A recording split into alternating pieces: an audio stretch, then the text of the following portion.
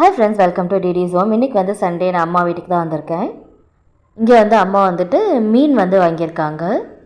இது வந்து ஷீலா மீன், நல்ல 3 பெரிய மீன் வந்து போட்டிருக்காங்க. 1 கிலோ சொல்லி வாங்கிட்டு வந்திருக்காங்க. ரேட் வந்து 450 ருபீஸ். இங்கே வந்து அம்மா எப்பயும் ரெகுலராக வாங்குகிற அண்ணன்றதுனால கொஞ்சம் நிறையவே தான் போட்டிருக்காங்க. மீனும் வந்து நல்லா ஃப்ரெஷ்ஷாக இருக்குது. அங்கேயே வந்து கட் பண்ணி வாங்கிட்டு வந்தாச்சு.